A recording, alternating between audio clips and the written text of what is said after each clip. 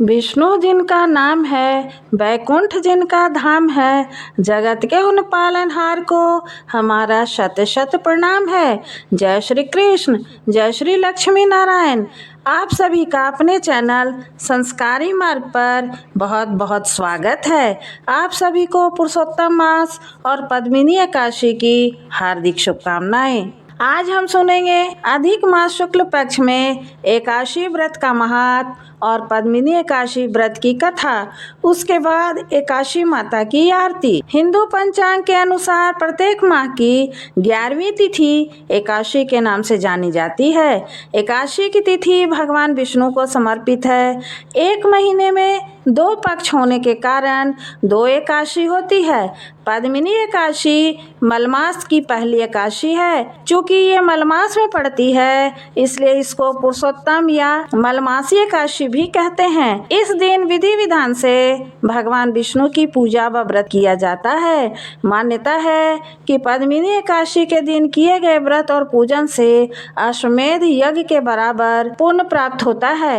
यह एकादशी हर 3 साल में एक बार आती है और भगवान विष्णु की पूजा के लिए अत्यंत फलदायी मानी जाती है। तो चलिए सुनते हैं संपूर्ण एकादशी की व्रत कथा। महात्म।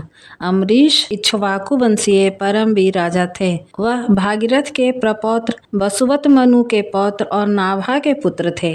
राजा अम्बरीश संपूर्ण पृथ्वी के राजा थे। उनके सुख, समृद्धि और ऐश्वर्य की तुलना नहीं की जा सकती थी, लेकिन फिर भी राजा अम्बरीश को अपने ऐश्वर्य का कोई घमंड नहीं था, ना ही वे कभी अभिमान करते थे। वे तो भगवान श्री विष्णु के परम भक्त और सर्वोच्च कोटि के राजा थे।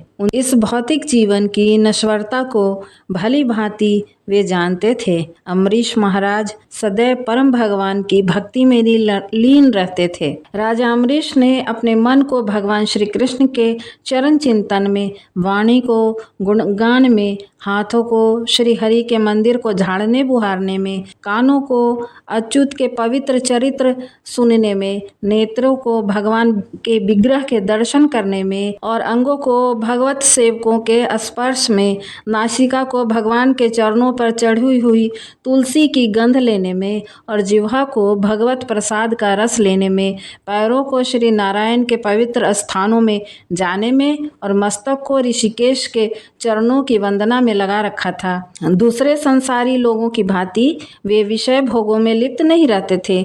उनके समान ही उनकी प्रजा भी थी। उनकी प्रजा भी अपना अधिकतर समय भगवान के पवित्र नामों का जप, कीर्तन और सेवा में लगाए रहती थी। एक समय महाराज अम्बरीश ने अपनी पत्नी के साथ परम भगवान श्री कृष्ण को प्रसन्न करने के लिए वर्ष की सभी एकादशियों का पालन करने का संकल्प लिया और वर्ष के अंत में जब अंतिम एकादशी का पारण करने का दिन आया तो महाराज अम्बरीश ने धूमधाम से इस उत्सव को मनाया।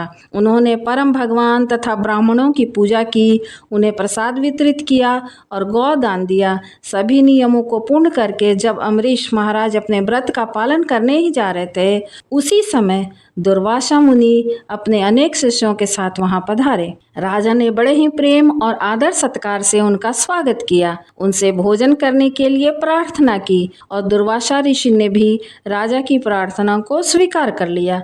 लेकिन भोजन करने से पहले वे यमुना तट पर स्नान करने के लिए चले गए। इधर राजा अम्बरीश को निर्धारित समय पर अपने एकादशी के व्रत का पारण करना था। जैसा कि हम सभी जानते हैं कि एकादशी का पारण हमेशा ही शुभ मुहूर्त में एक निश्चित समय के अंतर्गत करना होता है। राजा अम्बरीश दुर्वासा मुनि की प्रतीक्षा कर ही रहे थे, लेकिन काफ़ी समय बीत गया परंतु दुर्वासा मुनि अभी तक नहीं आए। अब पारण का समय भी निकला जा रहा था, सिर्फ एक घड़ी शेष रह गई थी। अब ऐसी स्थिति में राजा अम्बरीश के सामने बड़ा ही धर्म संकट खड़ा हो गया। अगर वह इस एक घड़ी में पारण नहीं करते हैं तो उनका संपूर्ण वर्ष की एकादशी का व्रत टूट जाएगा, और अगर वह पारण कर लेते हैं तो दुर्वासा मुनि को बुरा लगेगा कि राजा ने उनकी प्रतीक्षा किए बिना ही पारण कर लिया। ऐसी स्थिति में राजा अम्बरीश ने वहां उपस्थित ब्राह्मणों से पूछा कि हे विद्वान ब्राह्मणों, ऐसी विकट परिस्थिति में मेरा क्या कर्तव्य है? कृपया आप सब शास्त्रों द्वारा प्रमाणित कोई उपाय बताएं। राजा की स्थिति को देखते हुए ब्राह्मणों ने कहा कि हे राजन, इस स्थिति में शास्त्रों का कथन है कि आपने इन सभी एकादशियों का पालन संपूर्ण निर्जल रहकर किया। इसलिए अगर आप भगवान के चरणामृत को स्वीकार कर लेते हैं तो इस जल से आपका पारण हो जाएगा और इस प्रकार आप दुर्वासा ऋषि को भी संतुष्ट रख पाएंगे। हे प्रिय भक्तों, यह सुनकर राजा ने वही किया जो ब्राह्मणों ने कहा। राजा ने भगवान के चरणामृत की सिर्फ एक बूंद स्वीकार की और अपने व्रत का पारण कर लिया। अब वे दुर्वासा मुनि के आने की प्रतीक्षा करने लगे। हे भक्तों, इधर स्नान करने गए हुए दुर्वासा मुनि को समाधि में ही इस बात का पता चल गया कि अम्बरीश महाराज ने जल ग्रहण कर लिया है। इस बात से दुर्वासा मुनि को अत्यंत क्रोध आया। उन्होंने सोचा कि एक तुच्छ क्षत्रिय राजा ने मेरा अपमान किया है। मुझे भोजन के लिए आमंत्रित करके स्वयं मुझसे पहले उसने जल ग्रहण किया। उसकी उद्दंडता की सजा उसे अवश्य ही मिलनी चाहिए। ऐसा सोचकर दुर्वासा मुनि ने क्रोध में अपने बालों की एक लट खींचकर निकाली। देखते ही देखते उस लट से एक विशालकाय अग्नि राक्षस कृत्या का रूप ले लिया और प्रकट हुआ। यह एक ऐसा अग्निदैत्य था जो संपूर्ण पृथ्वी को अपनी लपटों में समा सकता था। दुर्वासा ऋषि ने उस कृत्या को आदेश देते हुए कहा कि इसे छन जाओ और उस अभिमानी राजा अम्बरीश को जलाकर भस्म कर दो। बस फिर क्या था, राजा आज्ञा पाते ही कृत्या राजा अम्बरीश के सामने पहुंच गई। राजा अम्बरीश भी समझ गए कि क्या हुआ है, लेकिन वे भगवान के शुद्ध भक्त थे। कृत्या को देखकर वे थोड़े भी विचलित नहीं हुए। उन्होंने उसे दुर्वासा मुनि का आशीर्वाद समझकर स्वीकार कर लिया और हाथ जोड़कर उसके सामने खड़े रह गए। लेकिन हे भक्तों, जो भगवान के भक्त होते हैं उनकी ऐसी स्थिति में भगवान भला कैसे मौन रह सकते हैं। भगवान श्री कृष्ण विष्णु अपने भक्तों का अपमान कभी सहन नहीं कर सकते। वे भृगु ऋषि की लात अपने वक्ष पर सहन कर सकते हैं, लेकिन अपने भक्तों के प्रति किया गया अपराध कभी भी क्षमा नहीं करते।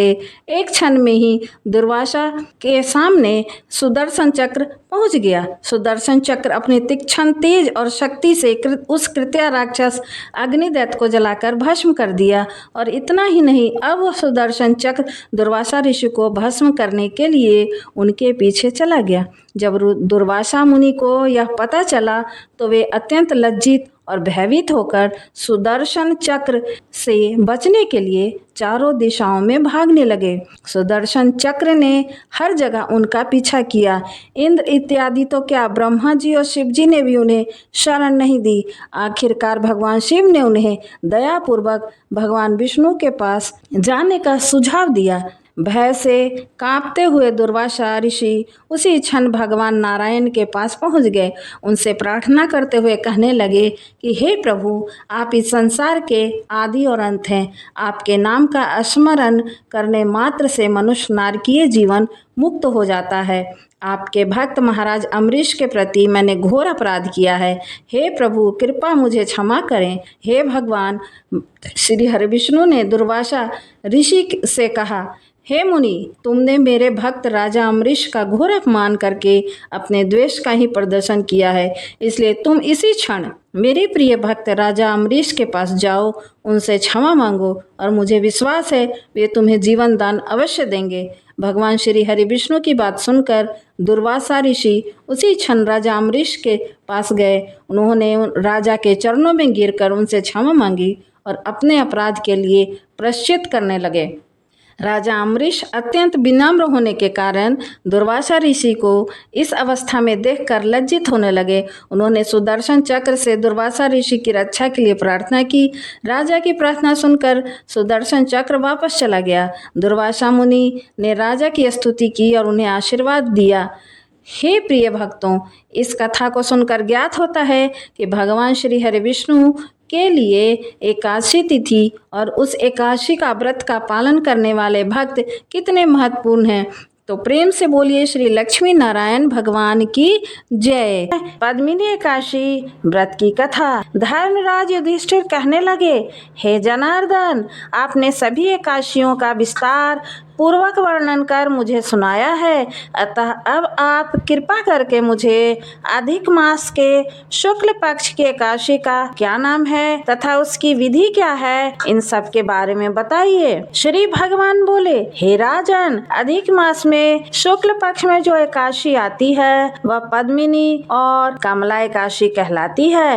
वैसे तो प्रत्येक वर्ष 24 एकादशियां होती हैं। जब अधिक मास या मलमास आता है तब इनकी संख्या बढ़कर 26 हो जाती है। अधिक मास या मलमास को जोड़कर वर्ष में 26 एकादशियां होती हैं। अधिक मास में 2 एकादशियां होती हैं, जो पद्मिनी एकादशी शुक्ल पक्ष में आती है और परमा एकादशी कृष्ण पक्ष में आती है। यह एकादशी करने के लिए दशमी के दिन व्रत का आरंभ करके कांसे के पात्र में जौ चावल आदि का भोजन करें तथा नमक न खाएं, भूमि पर सोएं और ब्रह्मचर्य व्रत का पालन करें। एकादशी के दिन ब्रह्म मुहूर्त में शौच आदि से निवृत्त होकर दंत धावन करें और जल के 12 कुल्ले करके शुद्ध हो जाएं। सूर्य उदय होने से पूर्व उत्तम तीर्थ में स्नान करने को जाएं। इसमें गोबर, मिट्टी, तिल तथा कुशा व आंवले के चूर्ण से विधि पूर्वक स्नान करें। श्वेत वस्त्र धारण करके भगवान विष्णु के मंदिर जाकर पूजा अर्चना करें। भगवान विष्णु बोले, पुरुषोत्तम मास में अनेक पुण्यों को देने वाली एकादशी का नाम पद्मिनी है। इसका व्रत करने पर मनुष्य कीर्ति प्राप्त करके वैकुंठ को जाता है, जो मनुष्यों के लिए भी दुर्लभ है। हे राजन, ध्यान पूर्वक इसकी कथा का श्रवण करें। पद्मिनी एकादशी की व्रत कथा। हे मुनिवर, पूर्व काल में त्रेता युग में हय नामक राजा के वंश में कृतवीर्य नामक राजा महिष्मती पुरी में राज्य करता था। उस राजा की 1000 परम प्रिय रानियां थीं, परंतु उनमें से किसी को भी पुत्र नहीं था जो कि उनके राज्यभार को संभाल सके। देवता, प्रेत, सिद्ध तथा अनेक चिकित्सकों आदि से राजा ने पुत्र प्राप्ति के लिए काफी प्रयत्न किया, लेकिन सब असफल रहे। तब राजा ने तपस्या करने का निश्चय किया। महाराज के साथ उनकी परम प्रिय रानी, जो इक्ष्वाकु वंश में उत्पन्न हुए राजा हरिश्चंद्र की पद्मिनी नाम वाली कन्या थी, राजा के साथ वन में जाने को तैयार हो गई। दोनों अपने मंत्री को राज्यभार सौंपकर राजसी वेश त्याग कर गंधमादन पर्वत पर तपस्या करने चले गए। राजा ने उस पर्वत पर 10,000 वर्ष तक तप किया, परंतु फिर भी पुत्र की प्राप्ति नहीं हुई। तब पतिव्रता रानी कमलनयनी पद्मिनी को अनसुईया माता ने कहा कि 12 मास में अधिक महत्वपूर्ण मलमास होता है, जो 32 माह पश्चात आता है। इसमें द्वादशी युक्त पद्मिनी शुक्ल पक्ष की एकादशी का व्रत जागरण समेत करने से तुम्हारी सारी मनोकामनाएं पूर्ण होंगी। इस व्रत के करने से भगवान तुम पर प्रसन्न होकर तुम्हें शीघ्र ही पुत्र देंगे। रानी पद्मिनी ने पुत्र प्राप्ति की इच्छा से एकादशी का व्रत किया। वह एकादशी को निराहार रहकर रात्रि जागरण करती है। इस व्रत से प्रसन्न होकर भगवान विष्णु ने उन्हें पुत्र प्राप्ति का वरदान दिया। इसी के प्रभाव से पद्मिनी के घर कार्तवीर्य उत्पन्न हुए, जो बलवान थे और उनके समान तीनों लोकों में कोई भी बलवान नहीं था। तीनों लोकों में भगवान के सिवा उनको जीतने का सामर्थ्य किसी में नहीं था। जो एकादशी का व्रत किया करते हैं, जो संपूर्ण कथा को पढ़ते या सुनते हैं, वे भी यश के भागी होकर विष्णु लोक को जाते हैं। तो प्रेम से बोलिए श्री लक्ष्मी नारायण भगवान की जय। अब सुनिए एकादशी माता की आरती। ओम जय एकादशी माता, मैया जय एकादशी माता। विष्णु पूजा व्रत को धारण कर शक्ति मुक्ति पाता। ओम जय एकादशी माता। तेरे नाम गिनाऊं देवी भक्ति प्रदान करनी, गण गौरव की देनी माता शास्त्रों में वर्णी। मार्गशीर्ष के कृष्ण पक्ष की उत्पन्ना विश्वतारिणी जनमी, शुक्ल पक्ष में हुई मोक्षदा मुक्तिदाता बन आई। ओम जय एकादशी माता। विष्णु पूजा व्रत को धारण कर शक्ति मुक्ति पाता। पौष के कृष्ण पक्ष की सफला नामक है। शुक्ल पक्ष में होए पुत्रदा आनंद अधिक रहे। ओम जय एकादशी माता। नाम षटतीला माघ मास में कृष्ण पक्ष आवे। शुक्ल पक्ष में जया कहावे विजय सदा पावे। ओम जय एकादशी माता। विजया फागुन कृष्ण पक्ष में शुक्ला अमल की। पाप मोचनी कृष्ण पक्ष में चैत्र महाबली की। ओम जय एकादशी माता। चैत्र शुक्ल के नाम कामदा धन देने वाली। नाम बरूथनी कृष्ण पक्ष में वैशाख माहवाली। ओम जय एकादशी माता। शुक्ल पक्ष में होए मोहिनी अपरा ज्येष्ठ कृष्ण पक्षी। नाम निर्जला सब सुख करनी शुक्ल पक्ष रखी। ओम जय एकादशी माता। योगिनी नाम आषाढ़ में जानो कृष्ण पक्ष करनी। देवशैनी नाम कहायो शुक्ल पक्ष धरनी। ओम जय एकादशी माता। कामिका श्रावण मास में आवे कृष्ण पक्ष कहिए।